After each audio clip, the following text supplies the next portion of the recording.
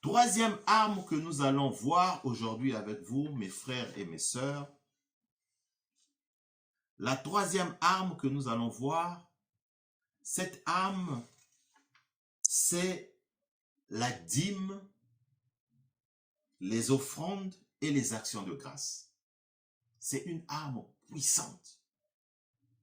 C'est une arme puissante. La dîme, les offrandes, les actions de grâce. Je ne vais pas trop m'y étendre. Je vais juste lire quelques versets et je vais prier que le Seigneur touche chacun d'entre vous.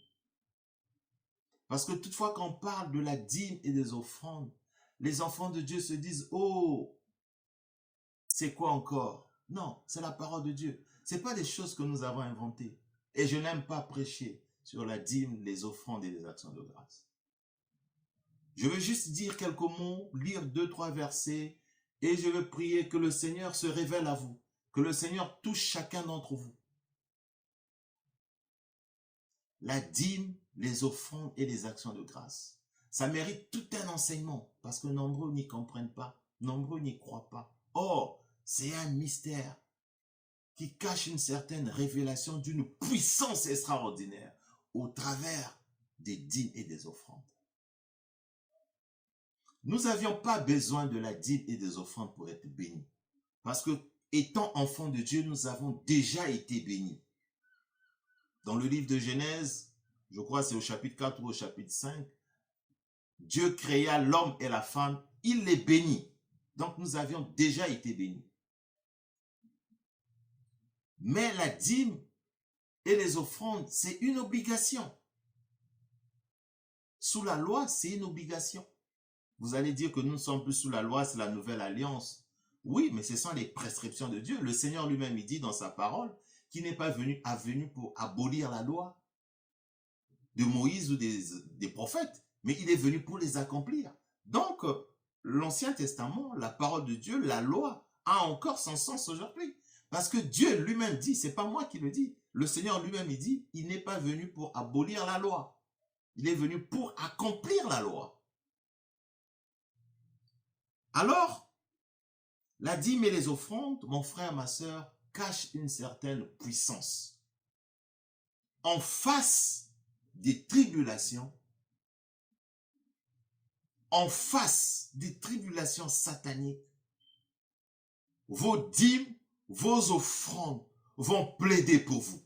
Vos dîmes, vos offrandes, vos actions de grâce vont plaider pour vous. Vont plaider pour vous. Dans le nom puissant du Seigneur Jésus-Christ. Dans le nom puissant du Seigneur Jésus-Christ. Voilà la troisième arme que nous pouvons utiliser en face des tribulations sataniques. Je vais donc vous amener que nous puissions lire 3 versets, tout simplement, et je vais conclure en priant pour que Dieu se révèle à vous. Nous allons faire une première lecture. On va aller dans le livre de Malachie, sinon c'est Malachie. C'est le dernier livre de l'Ancien Testament.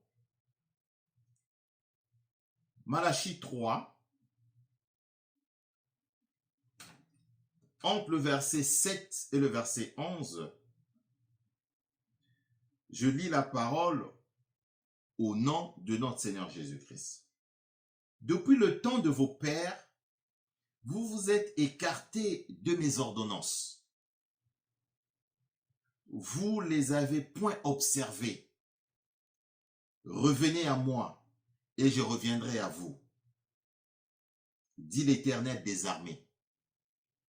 Et vous dites, en quoi devons-nous revenir? Un homme trompe-t-il Dieu?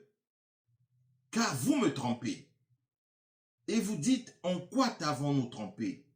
Le Seigneur dit, vous me trompez dans la dîme et dans les offrandes. Verset 9. Si vous êtes frappé par la malédiction, et vous me trompez, la nation tout entière. Apportez à la maison du trésor toutes les dîmes, afin qu'il y ait de la nourriture dans ma maison. Mettez-moi de la sorte à l'épreuve, dit l'Éternel des armées, et vous verrez si je n'ouvre pas pour vous les écluses des cieux si je ne remporte pas pour vous la bénédiction en abondance. Pour vous, je menacerai celui qui dévore et je ne détruirai pas les fruits de la terre et la vigne ne sera pas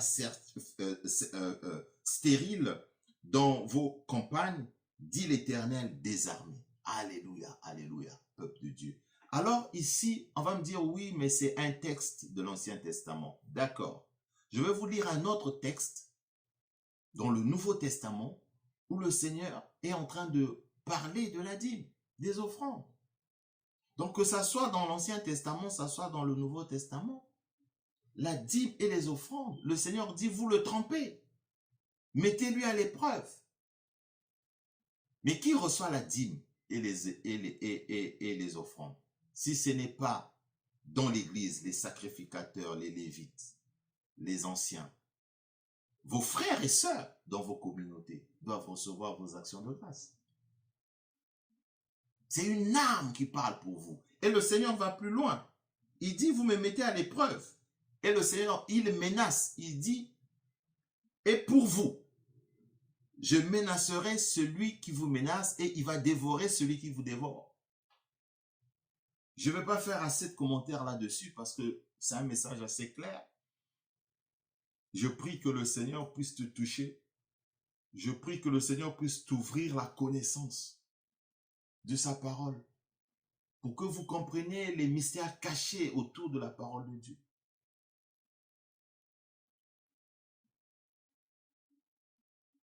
Vous savez, ceux qui sont les non-croyants aiment faire les actions de grâce. Ils savent pourquoi ils font les actions de grâce. Parce que ça renferme une certaine puissance.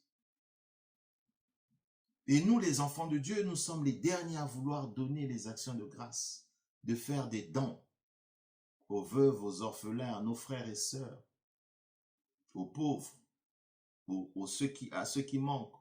Nous avions la lourdeur comme ça de bénir Dieu au travers de ses ministres, de ses serviteurs. Respectez la parole de Dieu dans le nom puissant de notre Seigneur Jésus-Christ. On va lire donc une deuxième lecture dans le livre de Luc. Cette fois-ci, nous allons dans le Nouveau Testament.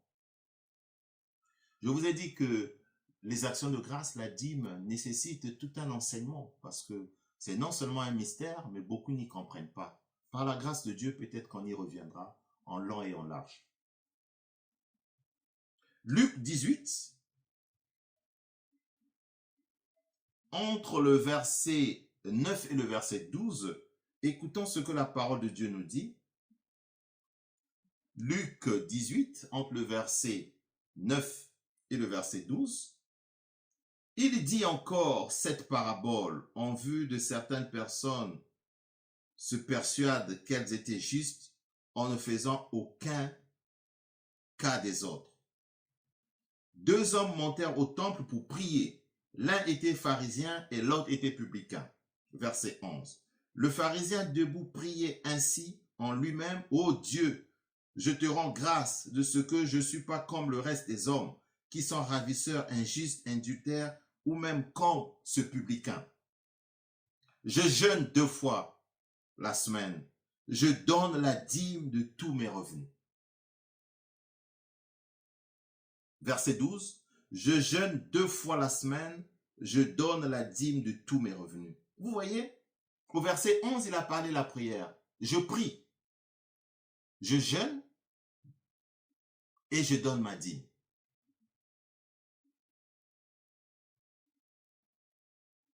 Nous bénissons le Seigneur pour sa parole. Vous voyez bien que ce soit dans l'Ancien Testament ou dans le Nouveau Testament, le Seigneur est en train de parler de la dîme et des offrandes, des actions de grâce. Je veux conclure cela par un proverbe. Un proverbe. J'affectionne beaucoup les proverbes. J'aime beaucoup les proverbes. On va lire un proverbe. Vous savez, quelquefois, ça ne sert pas de donner trop d'explications. Vous lisez juste le texte et que vous priez que le Seigneur puisse toucher les cœurs des uns et des autres. Proverbe 3, entre le verset 9 et le verset 10, la parole de Dieu dit, la parole de Dieu, ce n'est pas la parole du pasteur Fortuné. L'évangile nous dit, honore l'Éternel avec tes biens et avec les prémices de tout temps revenu. Honore l'Éternel avec tes biens. Donc, on doit honorer Dieu, pas seulement avec la prière. On doit honorer Dieu avec nos biens aussi. Avec les prémices de tout temps revenu, de tout temps revenu. Pas de temps revenu, de tous les revenus, les prémices. Alors, tes greniers seront remplis d'abondance. Oh Seigneur Jésus-Christ. Tes greniers seront remplis d'abondance et tes cuves regorgeront de moutes. Je suis en train de prier, Seigneur, que tu puisses toucher mon frère, que tu puisses toucher ma sœur, pour qu'ils comprennent, Seigneur, ces trois armes que nous venons de voir, afin de résister en face des turbulences, des tribulations sataniques, afin que vous puissiez vivre la gloire de Dieu, vous puissiez vivre le miracle. Vous savez, la parole de Dieu, il y a tout un mystère derrière. Et aussi longtemps que vous n'allez pas connaître le mystère, les choses cachées. La parole de Dieu dit, invoquez-moi et je vous répondrai. Je vous montrerai les choses cachées, les choses que vous ne connaissez pas. Le Seigneur est en train de te répondre aujourd'hui, en face des situations difficiles que tu es en train de traverser dans ta vie, en face de ces combats.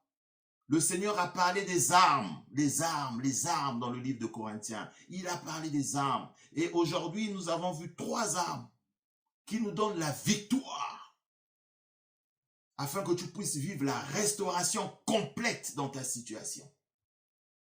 Nous avions vu l'arme qui consiste à la prière, mais la prière avec amour, l'amour des autres. Sans amour de l'autre, ta prière n'a pas d'efficacité.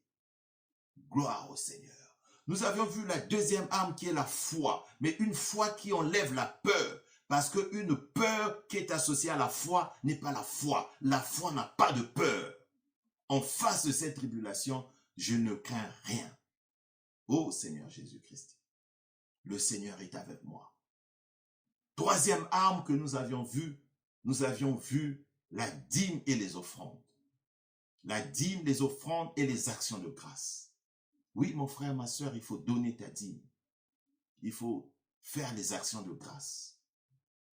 Ça a une grande efficacité. Nous l'avons lu dans un texte de Malachie, dans l'Ancien Testament, et dans un texte du Nouveau Testament où le Seigneur est en train de nous parler de la dîme et des offrandes. Et nous avons lu un dernier texte dans Proverbes. Que le Seigneur vous bénisse, que le Seigneur puisse dévorer, comme il le dit dans sa parole, celui qui vous dévore. Que le Seigneur puisse vous remplir d'abondance. Que le Seigneur puisse remplir vos greniers, vos revenus soient multipliés et remultipliés encore en abondance. Que le Seigneur vienne sécher vos larmes, que le Seigneur vienne vous restaurer, quelle que soit la situation dans laquelle vous êtes en train de traverser. Rentrez dans votre chambre, priez. Le Seigneur qui est dans le secret avec vous écoutera votre prière. Si vous voulez, vous nous appelez. Nous nous basons sur la parole de Dieu qui dit appelez les anciens, appelez-nous. Nous allons prier avec vous. Et le Seigneur, au travers de la puissance de sa parole, permettra une restauration totale dans votre situation. Nous le déclarons dans le nom puissant du Seigneur Jésus-Christ. Que le Seigneur vous bénisse. Restez dans la paix et dans la joie de notre Dieu. Nous vous disons à très bientôt pour la suite de cette prédication. Shalom, shalom.